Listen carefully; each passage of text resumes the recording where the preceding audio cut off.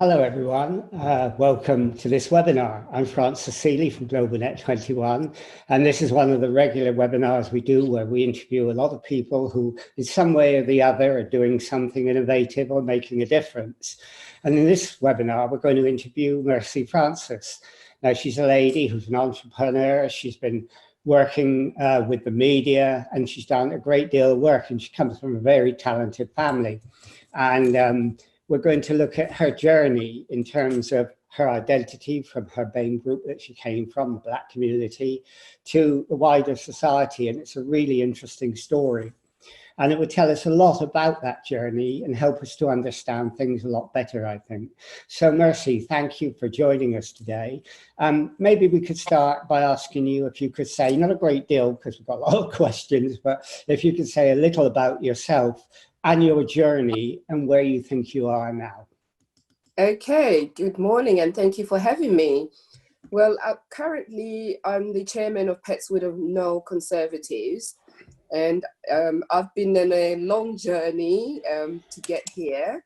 As you mentioned, I started off in business. I did training in media and culture and communication, and I had children and ended up because of the hours to do with how as a media person you work, we're not suitable when you have children. So I decided to start on a business, which, you know, a business you can work around your own time and work around the children.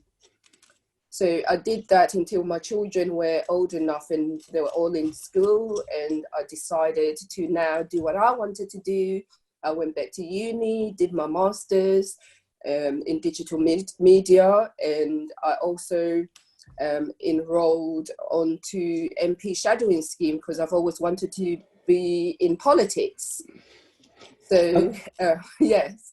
Okay, well, we'll talk to you about your journey into politics because you're from the community you come from and you're a conservative, and some people will say, wow, but we'll talk about that in a minute. I mean, you are from the BAME community, and how important is that identity to you? And has identity politics been an important part in your life, in your journey? Oh, yes, it has. Well, because obviously I'm a conservative, and the BME community are known for being Labour supporters. So when you say as a Black person, I'm a conservative, they're like, why you've basically gone to the wrong side.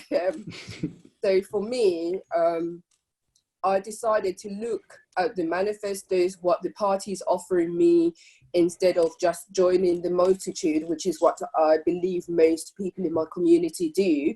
They vote Labour for one reason or another, whether it's because their family voted Labour or they get a WhatsApp message and they know everybody in the community is voting Labour because they believe, like when I went into a shop on Saturday and they found out I was the chairman of the Conservatives, they said, oh, why are you voting, why are you with the Conservative? Don't you know the Labour Party is the Black People's Party? And I thought, how did they arrive at that?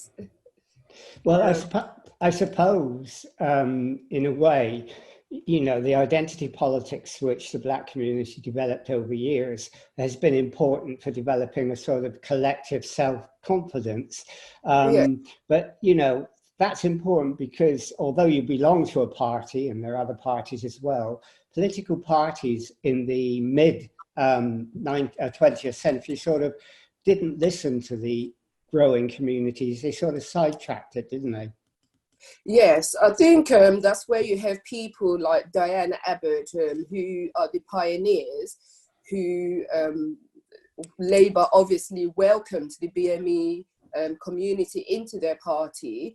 And I believe that's probably where a lot of people get that whole idea and philosophy that the Labour Party is a party for the BME, because they welcomed us and allowed us to have a voice, and the party, as people would say, for the working class, which most BME people are. But I believe that is changing. We're in a new era. A lot of BME people and BME community, especially Black people, are beginning to start their own businesses and have high jobs, and even like the head of civil service is a Black person. So they're beginning to have a lot of responsibilities.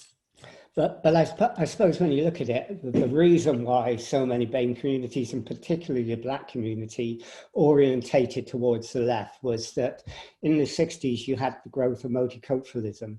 And you had people like Stuart Hall, who was at the Open University, and I knew him, he was a fantastic man. But he was a sort of great advocate of multiculturalism. And he was one of the founders of the New Left Review. And so, you know, Black politics tended to sort of gravitate towards that, didn't it? Yes, it did. It did, because there was just so much injustice, and there wasn't a balance. And I believe because of a lot of the Black people who were here at the time were here, like the Jamaicans, because of coming to help with the railway and all that. So yes, that whole philosophy was badly misunderstood. But as people have settled down into and integrated into community, and they found their identity within the British system, they're able to now make up their minds where and which party they should be with. Yes. Do you think the parties themselves became interested in the BAME communities, and particularly the Black communities in the first instance, because of principle, or because they saw there were votes in it? Well, I think going by my own experience, and that's how I actually got into politics, was when I was 18. I joined the Conservatives, as you do at 18.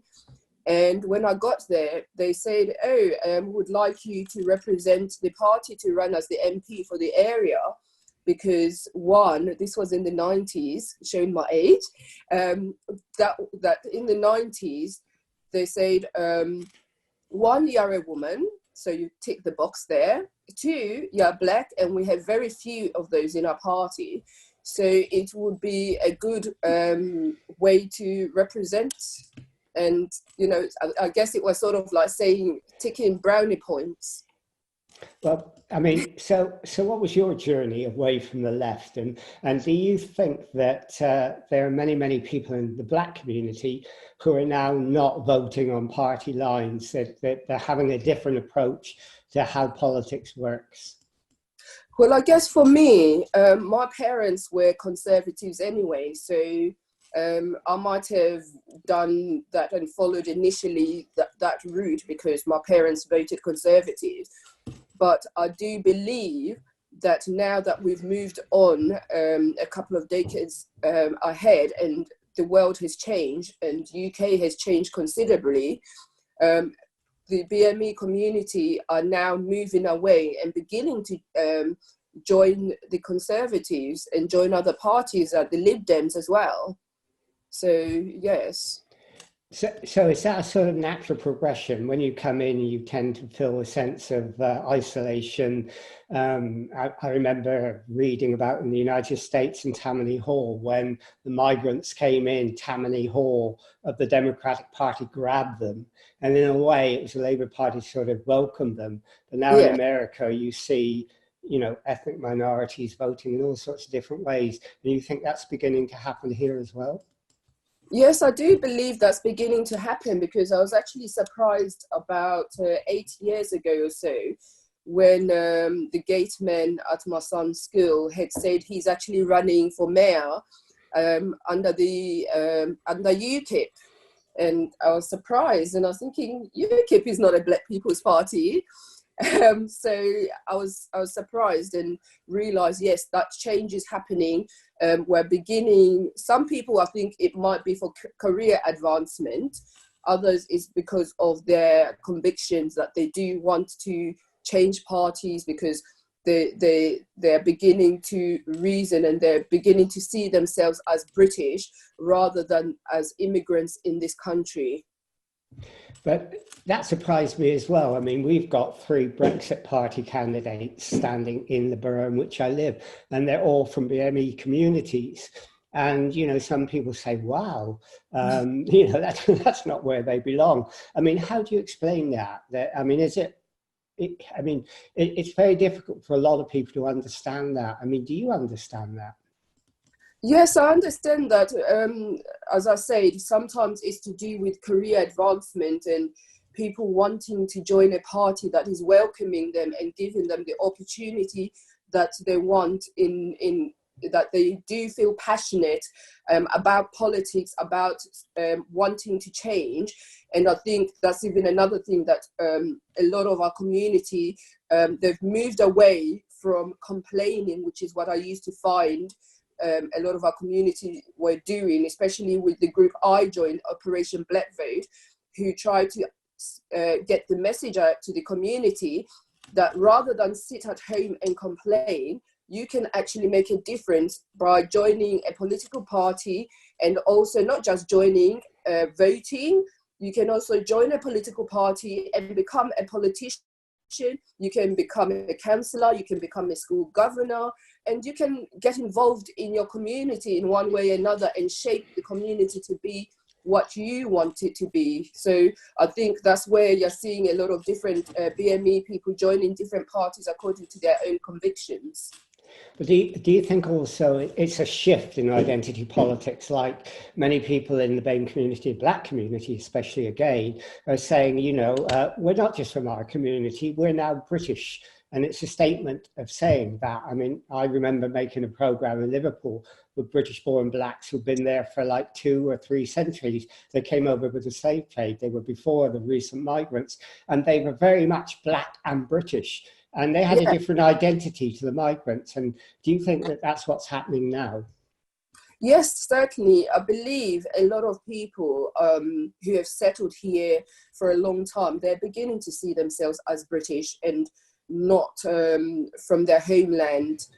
Because I did speak about this, that I think before I used to find if I went around African people, they didn't speak about British politics. They rather spoke about African politics, and they knew everything current about African politics in whichever country they came from. But now I think the whole issue of Brexit has opened up a new conversation in politics where people want to get involved. They realize politics has become very important in their life, and they need to do something in order for their lives and their future generations for things to change.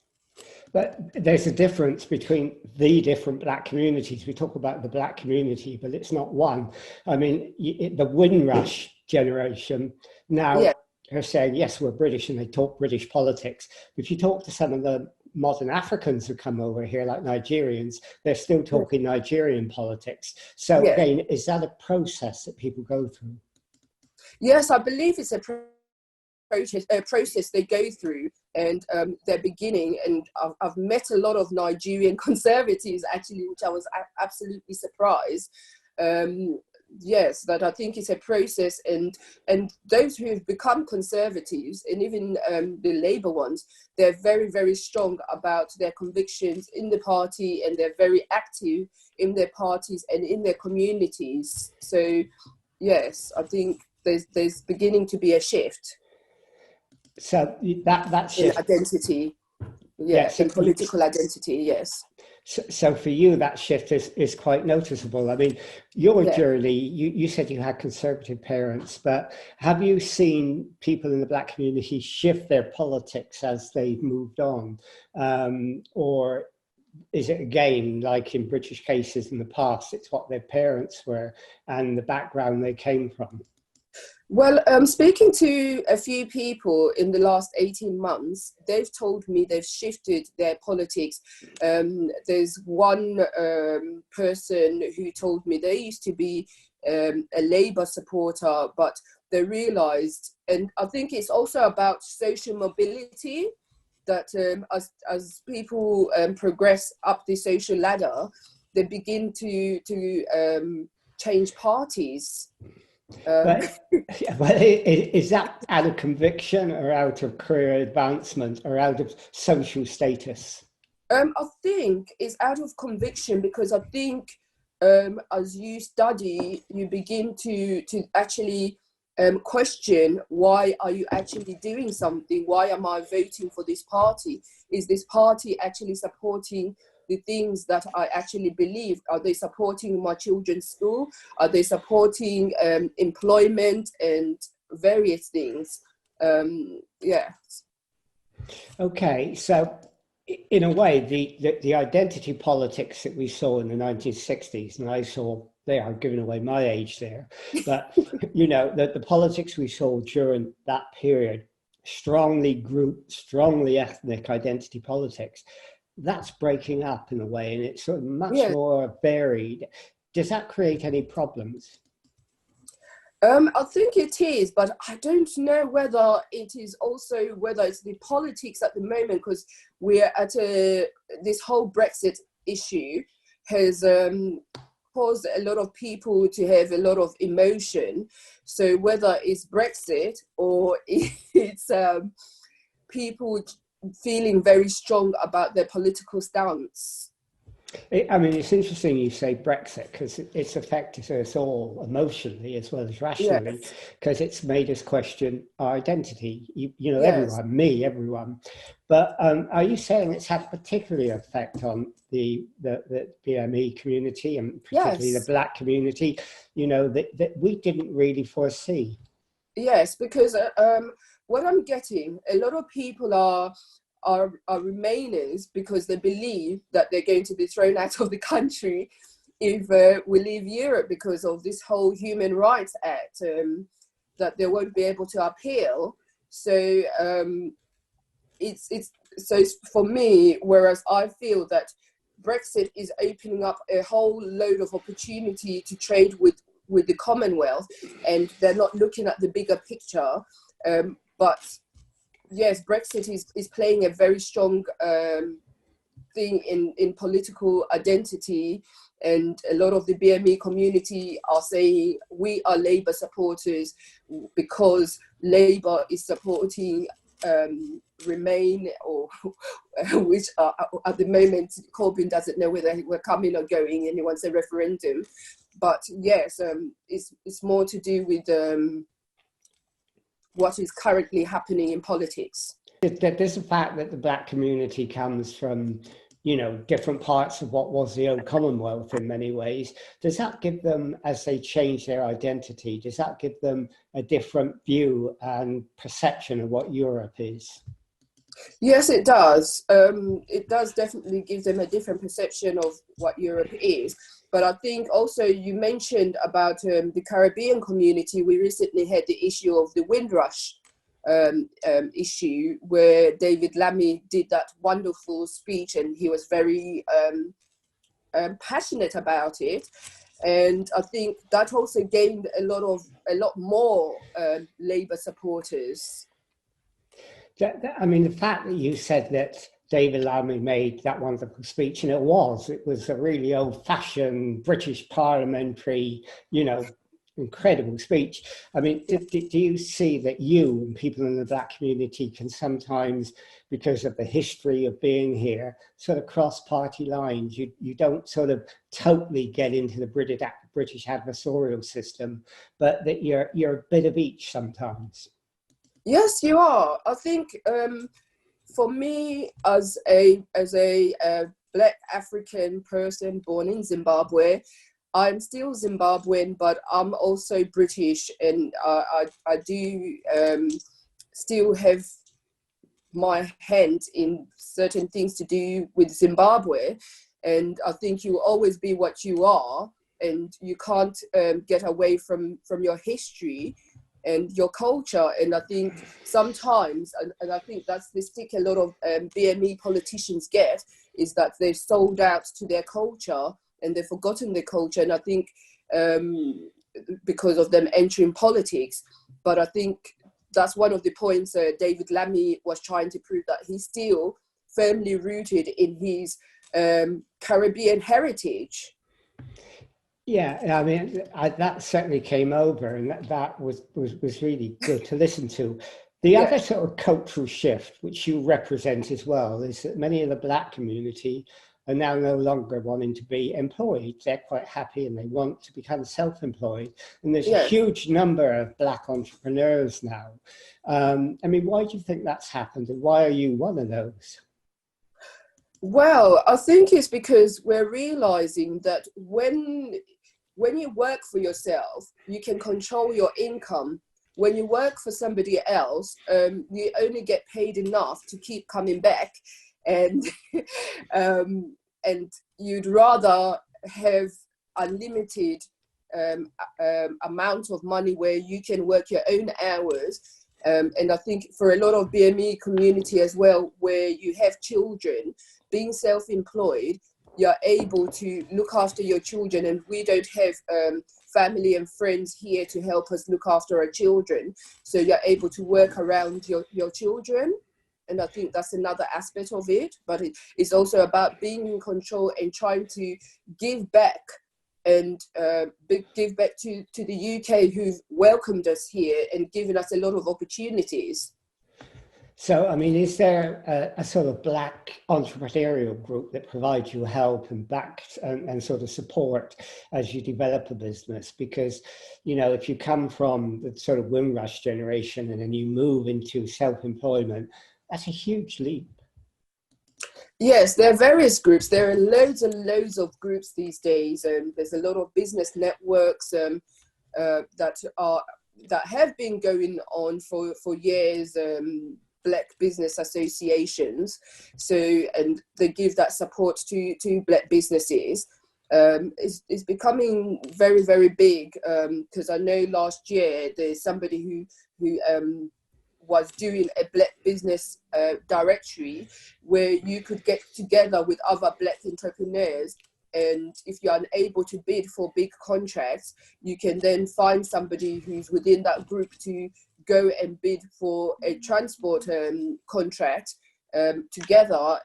You're both in the BME community. So yes, I think we are finding our voices here. And you're also finding your voices, aren't you, in the media? There are many, many more Black journalists, Black interviewers, Black presenters. I mean, do you think that's a general change, that in the mass media, they're recognizing we are a multicultural society, or is there still an element of tokenism there? Well, I think well, I don't know whether it's to do with all these new laws of diversity in workplaces. But I know, like, there was controversy last year, or actually 2 years ago, with the BBC, where they gave a job to a Black person, and they were specifically looking for Black people for those vacancies, and somebody who was qualified for that position, because they were not Black, were not given the job, and they were not happy about it. So I think it works both ways, that both the BME community are trying to enter the media, but also the media are also trying to involve us, and they want to represent the nation we live in, that we're now living in a multicultural society, and they see that the TV that people watch should actually showcase that, show the people that people should watch, the people that is on the other side of the TV. So is there, you know, lots of people on the left say, you know, we should have positive discrimination towards Black communities, women, disabled, and so on. Do you think we're moving now into a different era where we're saying, you know, they've now so progressed compared to what they were 10 years ago, that now we've got to really look at ability and not get down to these sort of little boxes? To some extent, I do, but I think there's not enough that is being done. There still is a long way, because I know, especially like you mentioned, disabled people, there needs to be more representation of disabled people, even especially within the BME community, in media, in business, and they're being sidelined. So I think that conversation still needs to be open, and they still need to be recruiting and targeting more BME people within business and media. Okay, I mean, so you've been on quite a long journey and you've seen the whole sort of environment of identity politics change. Some people have argued that identity politics was great in the 60s because it gave, groups like the BME community, disabled women and so on, a chance to move in a way that they couldn't before. But it raised questions of fragmenting society, of endangering social cohesion. Now, do you think we have to now, or are we at a stage where we've got to rethink what social cohesion is?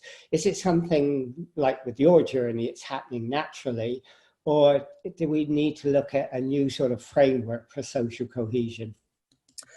I think we do need to look at a